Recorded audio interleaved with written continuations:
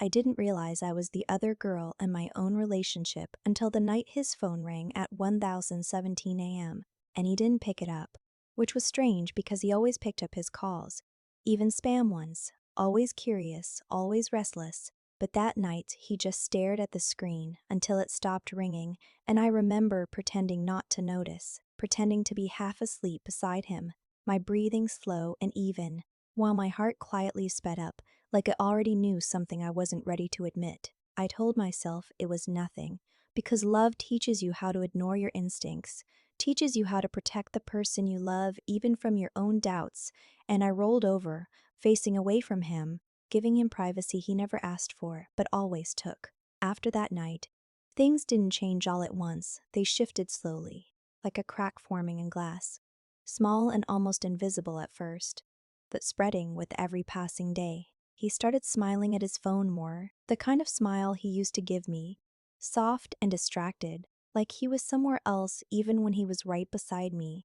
And when I asked him what was funny, he'd just say, nothing, too quickly, too casually, and I'd nod like I believed him because I wanted to believe him. I started noticing how he held his phone tighter, how he took it with him everywhere, even to the bathroom, how he angled the screen away from me without realizing it, small unconscious acts of hiding that spoke louder than any confession ever could. I hated myself for noticing, hated myself for becoming suspicious, because I wasn't that person before. I was secure, trusting, confident in us. But now I felt like a stranger in my own relationship, watching him love someone else in ways he no longer loved me. The worst part was how normal he acted, how he still kissed my forehead, still called me baby, still held my hand in public, and I wondered if he felt guilty at all, or if he had learned how to separate me from her, how to live two lives without breaking. One afternoon, he fell asleep beside me, his breathing deep and peaceful, his arm draped over my waist like it always was, and his phone lay between us, silent but full of secrets, and I stared at it for what felt like hours, arguing with myself, telling myself not to look, telling myself I didn't need proof to trust him, but trust had already left me, replaced by something colder, something heavier. My hand shook when I picked it up, and I told myself I would only check the time, nothing else. But the screen lit up, and there it was, a message waiting. Her name followed by words that didn't belong to me. I miss you already.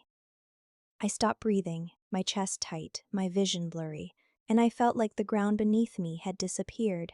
I opened the conversation even though I knew I shouldn't, even though every part of me begged me to stop, and I saw everything, the late night conversations, the jokes, the plans, the things he used to say to me, now given to someone else, and I realized I wasn't imagining it, I wasn't being paranoid, I wasn't crazy, I was being replaced.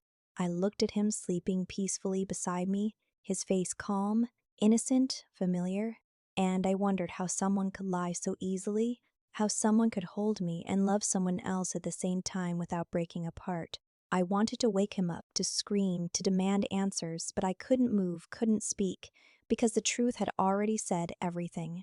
In that moment, I understood that I had already lost him, not that day, not that week, but slowly, over time, in 100 small moments when he chose her instead of me without me even knowing. When he woke up, he smiled at me like nothing was wrong, like he hadn't just destroyed everything we were, and I smiled back because I didn't know how not to.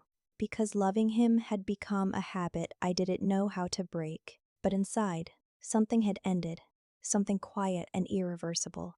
And I realized that the person I loved existed only in my memories now. And the person beside me was someone I didn't recognize anymore, someone who taught me that the most painful part of being cheated on isn't the betrayal itself. It's realizing you were loving someone who had already stopped loving you.